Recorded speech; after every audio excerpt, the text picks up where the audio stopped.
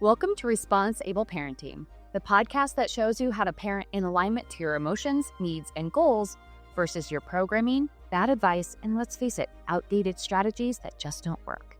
You'll get in-the-trenches support on nervous system and emotional regulation, critical mindset shifts, stronger communication strategies, and more. In this podcast, you'll gain transformational tools that take you from reacting to every frustration to responding with clarity, regulation, and finally setting the example you desire for your kids. I'm Becky Jennings, your new parenting coach, and this is the ResponseABLE Parenting podcast. Let's get into it. Hello, everyone. Welcome back to a new episode. Today, we're actually talking to Julie Rayner. She is a school counselor and founder of Impact Kids Coach. Julie helps children and parents navigate tricky friendships, relational aggression, and the hidden side of bullying. I am so excited to talk about all of this stuff. She spent years working with kids from early childhood through high school, and has developed a practical framework that teaches kids how to recognize harm, respond with confidence, and repair relationships. She's also a mom of 4, so she's bringing both professional insight and real-life parenting perspective to this podcast today. Julie, thank you so much for being here. I'm so happy to chat with you today, Becky. I did not realize that you were a mom of 4 because your skin looks like you're in your 20s. So none of it makes sense to me. I'm just saying, whatever you're doing, share the secrets, because maybe this podcast is about your skincare routine, because my goodness, I'm jealous. Thank you. No. So give me a little bit of background. Tell the audience like how you started this work, what kind of sparked this particular focus, and we'll kind of dive into some questions from there. Okay. Well, so I was a school counselor in high school, and there was an older student who I had known since she was in 9th grade, and now she was sort of towards the end of 10th grade, and she really was iced out of her group of friends. And so talking to her about this experience and her friends, and it was really difficult for me, almost like I felt it was so hard for me to bridge this barrier that they were icing her out. And when I talked to the other friends, they were like, ever since 2nd grade, ever since 3rd grade, and they all had all these stories. So this had been the queen bee or the leader of the relational aggression for so many years. And all of her friends had been targeted by her throughout the years, and they finally were just kind of done with it. So at that moment, it felt like, oh my goodness, like, it's a lot. So I helped her actually look for other friends, because we weren't going to be able to go back as far as I could tell. And then I thought, I wish I could get to the kids when they were younger. And I did a ton of research while I was in this experience with this student. And I found the Ophelia Project, which has great education for teaching kids what relational aggression is, covert bullying. And it was really amazing. This was all pre-COVID. After COVID, our school got shuffled a little bit, and I actually had an opportunity to go back to elementary school, which my teaching had been in elementary. So I was excited to come back as a counselor and try to teach some of these lessons to the students. So now I'm with those same kids as their middle school counselor. So I'm seeing how all the work we did those years ago are sort of unfolding now. I love that because, when my son has ADHD, and one of the big presentations of ADHD was impulsivity, really handsy, just didn't really understand. He's kind of a bigger kid too. He's taller than his friends. And he didn't quite understand that a big hug or bumping into somebody or something like that was impacting his friendships. He was just like, what do you mean? We're playing. I don't get it. I don't understand why they're upset. And, one thing so every single time I would pick him up from school, all of the kids, and I'm not joking, it was insane. Every single kid in the classroom would come up and be like, Hunter's mom, this is what he did to me today. Hunter's mom, this is, and by month 2, I was like, everyone, please, I don't need to hear every single, you don't think I'm messing with this at home too? I get it. So we worked for so long in his kindergarten years to have him start to understand the impact of his choices with his friends. If we're not working on it every single day, it just, I can only imagine what his friendships would look like now. Now, every now and then, they're like, Hunter, this is you being too rough. And he's like, oh, right. But they've gotten to the point where they now can communicate like that because we worked on it for so long. So can you give me some insight as to what parents might need to be listening for or on the lookout for, like in those elementary school years, so they can kind of help their kid along in these process? Yeah, absolutely. As far as like if your child might be targeted, you want to look out for if they're saying things like no one ever picks me or I don't like group work, things like that. If you notice that they start to avoid play dates or even there might be school refusal, these are signs of kids who are possibly being targeted. And then signs of kids being aggressive or yeah, where you just want to make sure that they are being kind friends. Sometimes they actually, when you read a story or watch a movie together and you see conflict in the story and you ask them like their opinion, they might more often show a pattern of agreeing with the child that's supposed to be the negative example or the aggressor in the story or the character. And they really see more their side and they're empathizing with that one. So that's a great opportunity for us to also look at the other side. So conversations like that, sometimes they might be like, I don't like that friend anymore. And when you ask more about like why, because we want to be curious, but like not controlling. If their reasoning is, I've heard kids say things like, well, they're just really immature or they tell baby jokes when like, really? Like you're actually all kind of at the same level. Whereas a difference might be like, I don't like playing with that kid because every time we play, we have to do what he says. Or every time we play, she changes the rules in the middle of the game. Like those are legitimate reasons that I could help both kids. Let's be fair. But when they come up with these like silly reasons or these petty or nitpicky reasons why they are excluding a child, then I start to approach it as like, wow, the target can change. We want to make sure no one is being targeted to keep ourselves and everyone safe, that sort of language, but to help them empathize and to be inclusive. Totally. It's funny that you say that because we started really noticing these behavioral challenges post-COVID, right? So we had, my son's school at the time when they did finally allow back, it was masked. So they had to wear masks, which was, looking back, it's like, oh my God, he missed all those moments, those developmental milestones of like realizing what empathy or realizing like those uncomfortable cues that somebody would be showing, like a quivering chin or like a cast down face. Like he never saw any of that stuff. So it just kind of like flew over his head. And then with the presentation of ADHD and impulsivity on top of that, he was just like off to the races every single day. Like he thought it was a fresh start every day. Meanwhile, his friends were like, no, you do this to us every single day. And so I would start showing, on these movies or cartoons, I would ask like, what is that person's face saying? What does that person's face look like? Because I didn't think he was getting it. And he was totally empathizing with, quote unquote, the villain in the whole thing. And he'd always be like, well, that guy's doing what I do. And I'm like, oh no. So let's talk about it. Yeah, let's talk about Yeah, it. that's awesome.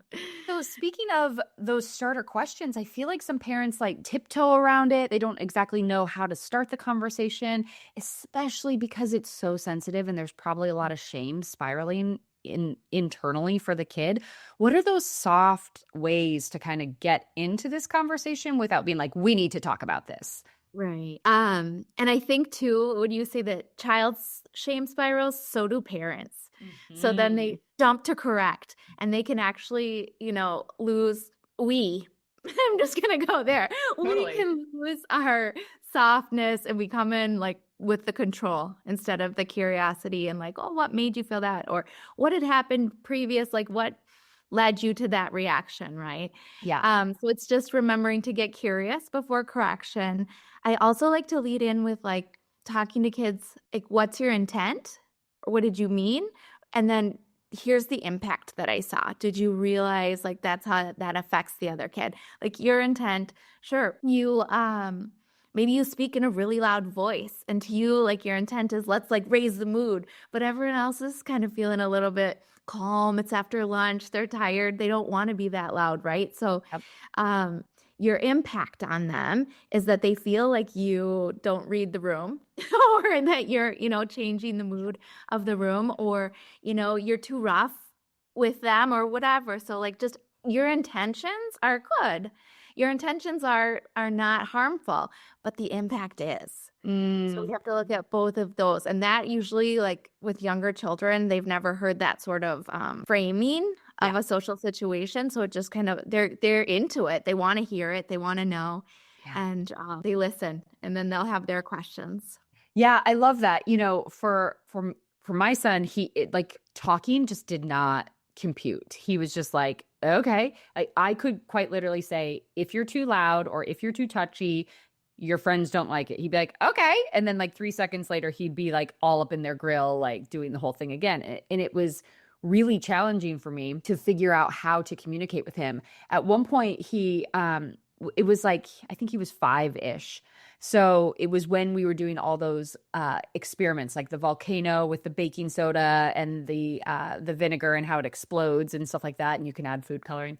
Anyways, so we had like a little spritz bottle that we would spray on it and it would bubble, and you could do the experiment for a long time. And then one time he just dumped the whole thing of vinegar on it and it exploded and it was done. And I said, this is kind of like when you're with your friends. Like if you spritz mode, we call it spritz mode now. That's like our code word in our house. Like you need to tap into spritz mode. And he's like, got it. So it's this code word that's not like shame filled or anything like that, but he knows that he brings the vinegar, you can say, to the experiment. And if he pours all of it on, it destroys the experiment and everybody's upset because it's done fast. Now we can't play. But if we spritz mode and we just kind of keep the consistency and keep it at a measured pace, then we can have fun for a really long time. So for him, that was like a way for him to actually, and so I just have this finger movement of like spritz, spritz, spritz. And he, like, if we're out in public or we're at a friend's house, I can do that. And he doesn't have to be pulled aside and talked to.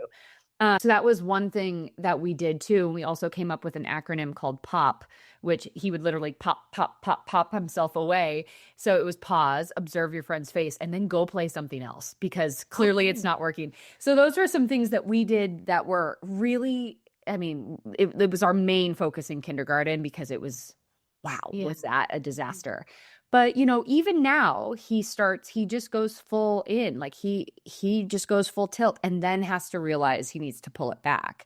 And I think you're right, especially with parents, like we feel so often that our kids' behavior is a direct reflection of all of our efforts in parenting. And it's not, like I have a parenting company. I teach parents how to do this. And I still struggle with my kid all the time. Like I got a note home from the teacher yesterday and literally I'm typing, I'm like, this is a new one. Haven't had this experience, but it's interesting because we can feel like we have to fix it that moment or else our child is going to be, this delinquent or they're going to have no friends or all of the things.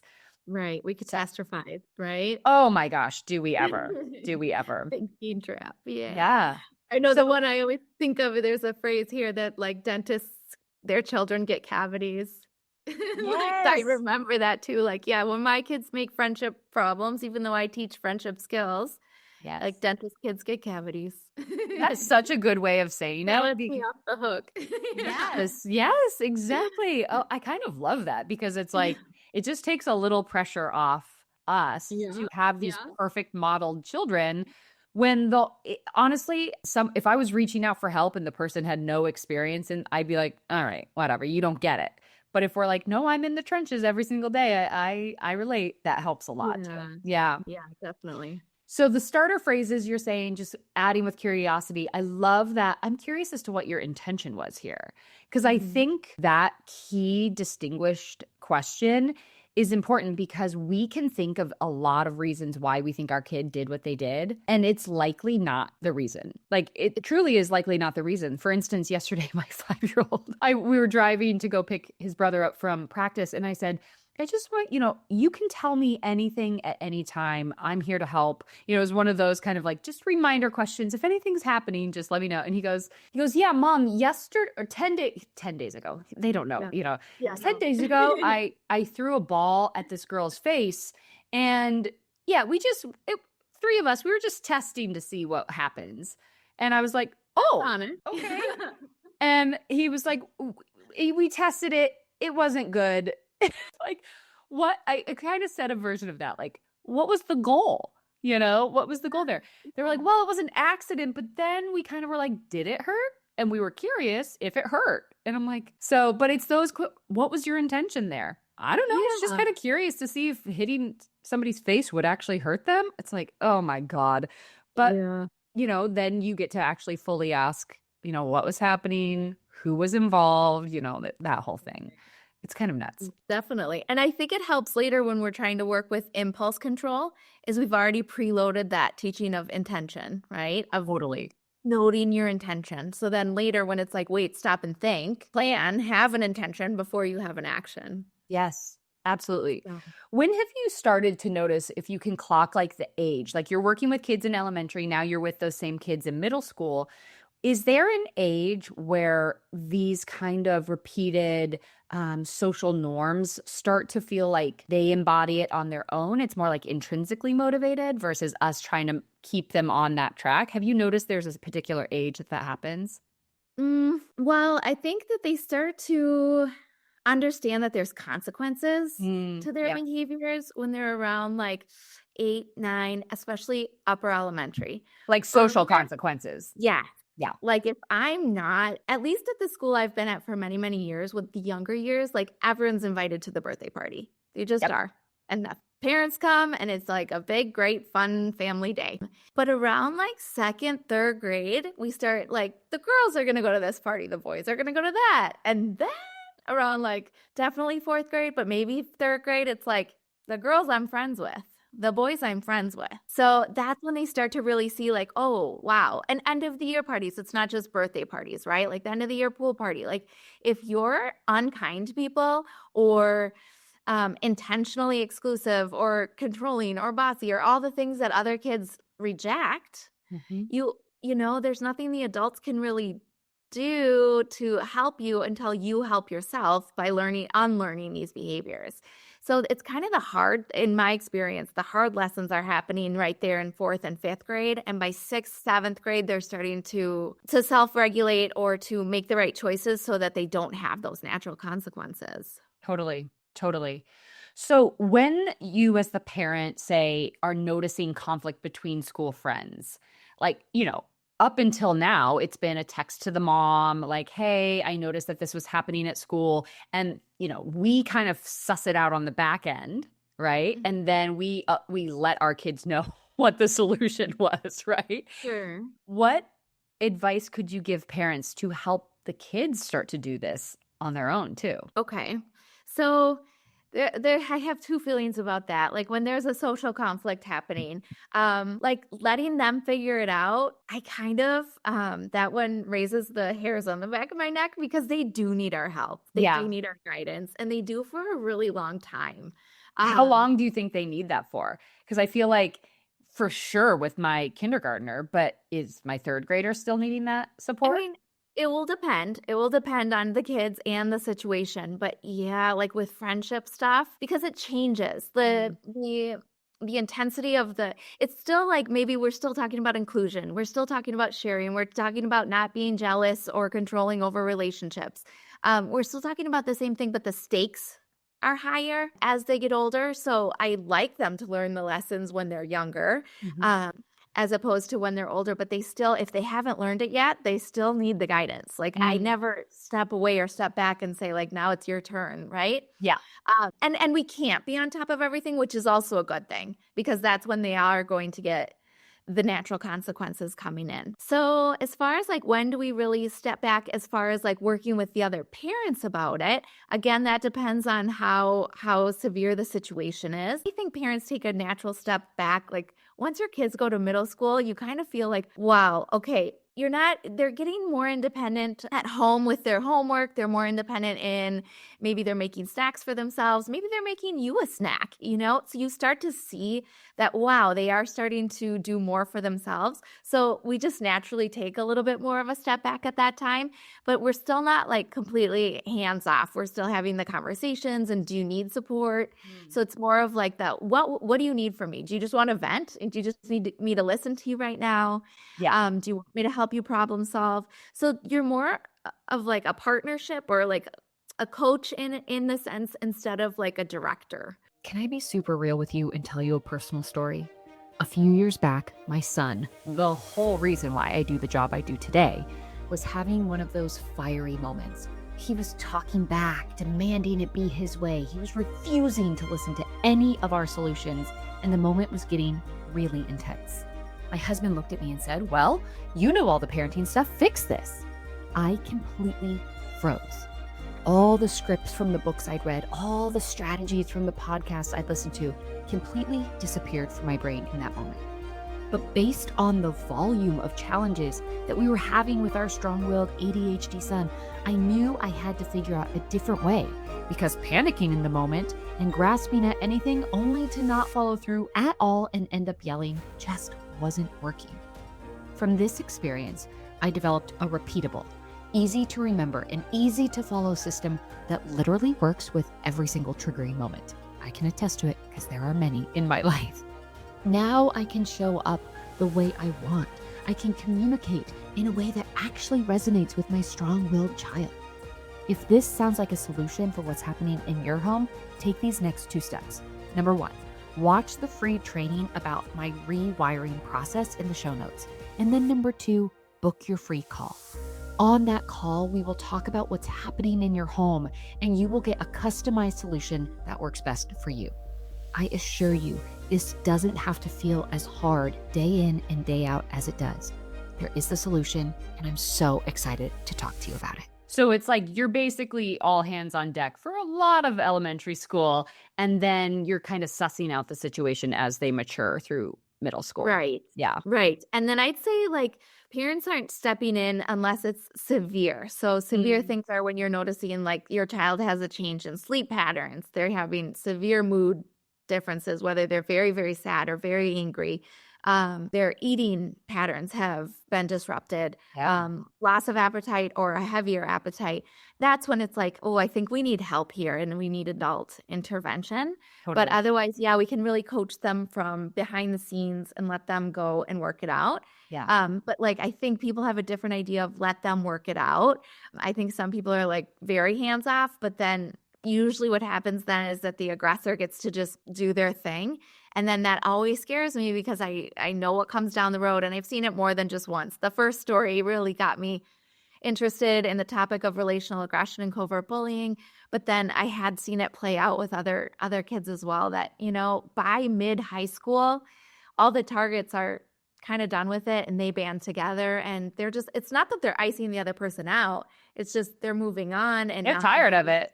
Yeah. They're not coming to the after school events or to the dinners out or whatever. Yeah. Yeah. So how do you, this is going to be a 2-part question. How do you work with the target, and then how do you work with the aggressor? Okay. So my age level now of middle school? Sure. Okay. And like in a situation where a child is being targeted or like alienated from the friend group for really no good reason. Sure. Yeah. Let's use that example. Okay. So usually their excuses seem silly. Like the things they're accusing the other child of, like lack of maturity or something, like just as easily could be looking in the mirror. Yep. Things like that. So this child never did anything wrong. It's just the friends turned on her at one point. So I do take a deeper look at like the social dynamics. Usually it's not for no reason. Right. So it could be that maybe there's a change up in the school. So somebody, they all kind of have like a partner, right? Even if they're all friends, they have someone that like they're most loyal with and who has their back. So like, for example, one of the friends maybe leaves the school, their family moves or whatever. So then 2 others might get closer and the one that's kind of left behind might attack this one so that she doesn't lose her loyal. Like I try not to say best friends because that sounds exclusive anyway, but like, you have your group of friends, and then you have your friend that like might be your go-to friend, that kind of thing. And that can change too, right? So this friend might start saying bad things about this one, start excluding them, even spreading rumors, starting to try to triangulate so that there is space between these two so she doesn't lose her wingman, right? So in that kind of a situation, especially in the middle school, the target might be embarrassed and they really take on like, I've done something wrong, even though they don't know what it is. They think it's them. So they're embarrassed. So they might not want help. Mm. But what a parent could do is go to the school counselor, or like if they have an advisory teacher or a homeroom teacher, and say like, I'm concerned, could you keep an eye out? Yep. And then they just are there, and then they're watchful. And so in that situation, schools can be more mindful of not having kids choose their own partners all the time, or be careful when it comes to like field trips and buses and things like that, or school trips, that they're making sure everyone has a partner that they feel comfortable with. And then for the aggressor, it's pulling them in, like as a school counselor, I'm pulling them in and having the conversations. I think that parents need to be careful how they coach their kids. Yeah, that was going to be my follow-up. Yeah, they need to be careful because it is okay to not want to be best friends with everyone, but we need to teach our kids to always be kind and respectful. And I think that sometimes parents talk to their kids, especially in middle school, as though we are on the same level, like we're friends. And so the way that like a mother might chat with her girlfriend, she's chatting with her daughter. And that daughter will take those words and think, wow, it's like they really amplify that thought. So if the mother even isn't super excited about this friend, or sees why that their child maybe isn't wanting to be that close to that friend, and they give a few reasons, that daughter's going to bring that back to school and amplify it and spread that, and won't say, not necessarily like what my mom said, but it gives that girl power because she's heard it at home from her respected, mother, who she respects her opinion. They feel like empowered to be unkind to another kid. Right. Instead of using the words like, okay, so you don't, have chemistry with this friend, or she's not your closest friend right now, that's fine. Things change. Dynamics change. People's hobbies and interests change. So you always want to keep your options open. We don't want to be burning any bridges. Yep. So I would love to like share with parents. We can always share that like right now you're feeling distant from that person, and that's okay. But always keep doors open. Don't burn bridges. Totally. For the parents who have the strong-willed kids, the potential ADHD kids, the impulsive kids, I truly don't think that there is any negative intent. I'm like, it's kind of hilarious how you only can laugh because it's so ridiculous at times, where I'm like, we've been in this person's house for 5 minutes and somehow 2 people are crying and you're the one standing there going, I don't know what happened, and I'm like, it seems to follow my son, which he's the common denominator in all of these experiences. I can work till I'm blue in the face. I can repeat my words till I'm blue in the face of like, this is how social structures work. How do you kind of guide parents to, because it's so hard. Sometimes these kids, like, it's in one ear, out the other if we're verbally doing this. Right. Yeah. Over and over. And it starts to build a cycle of shame. They start to see themselves as the villain. They start to relate to the kid on the show. They're like, well, and if I'm bad, I might as well stay bad because that's who I am. What have you seen to be effective for the parents to start to work and practice at home so that they're not always pointed out as the aggressor? Is there any like specific things that have been like very helpful and impactful for parents? I think it's really important to talk about behaviors, choices, and patterns instead of like labeling kids. Even when we talk, so when I talk to kids, we never use the word bully. We would just say they're behaving aggressively right now. This person's being targeted at this moment, because there's shame in both of those roles, right? 100%. Yeah. So, and like, there's nothing wrong with either of you. You're both learning, right? So to keep them from shutting down because they're like, oh, I don't want to hear that. And I don't want to hear it again. Right. Yep. So we talk about like the choices and the behaviors, and then watching for patterns of behaviors. We all make mistakes. We've all got a chance to repair those mistakes. And when we do repair them, that is a great learning experience, and that sticks. Yeah, absolutely. I love that. And I talk to my son a lot about that. I'm like, you are not your behavior. Like we talk about it a lot. I show him in terms of like hands, like here's your behavior and here are you. Sometimes it's hard to see the difference because you're repeating it so frequently. But my job as your mom is to help you understand how to like choose different behaviors.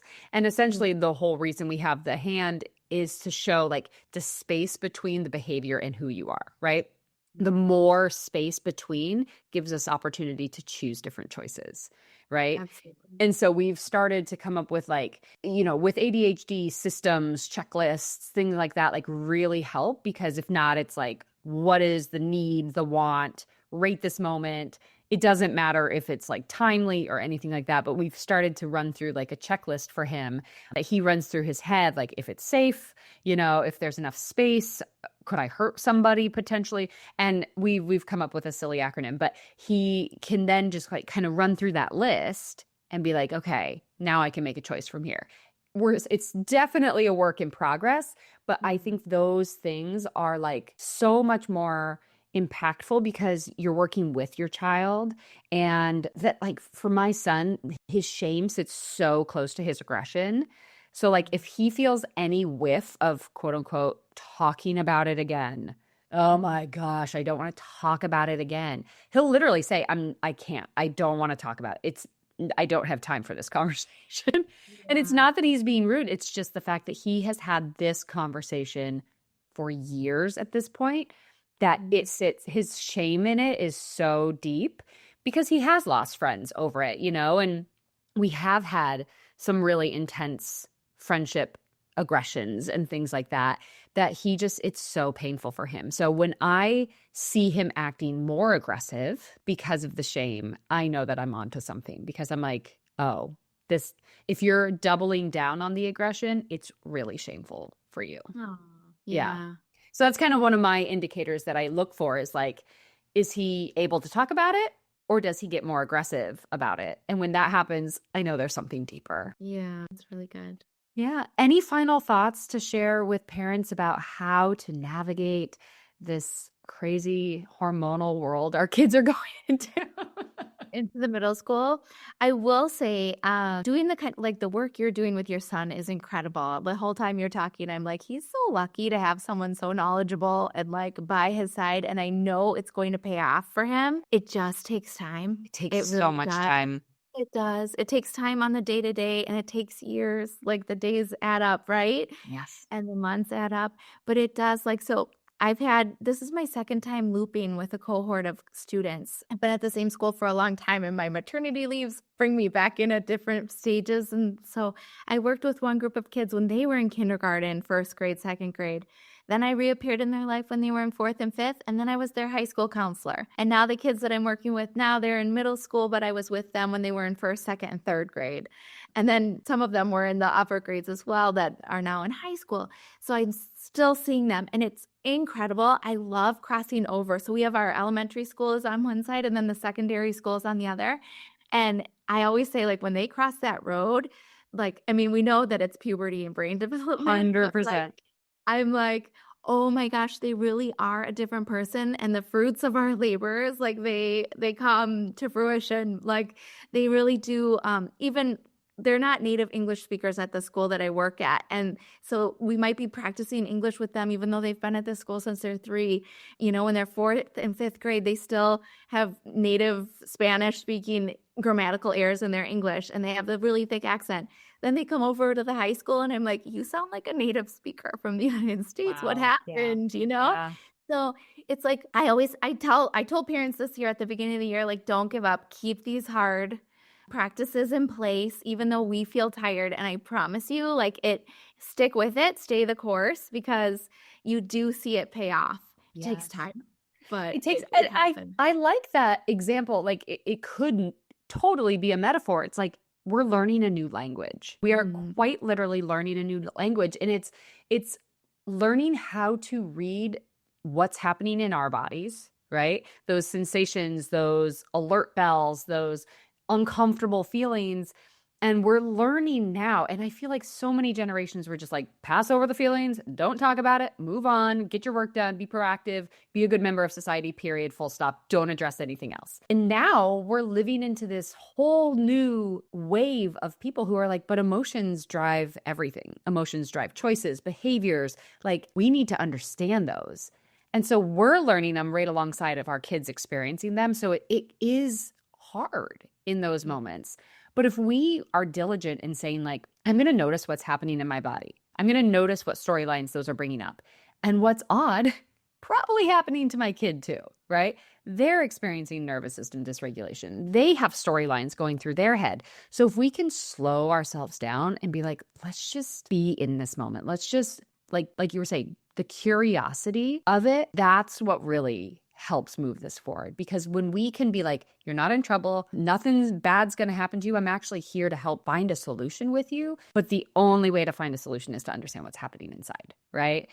And so a large part of that is taking off our shame, taking off our perfectionism, taking off our need to like have the external validation of the school, the teacher, the friends, all the things, and be like, okay, it's happening. So let's focus on it. Let's get into why we feel the way we feel. And, oftentimes that takes external help. Oftentimes that takes another eye on the situation. So you're not coming from this emotional place. But you're right. It takes so much more time than we think it's going to take. So much more time.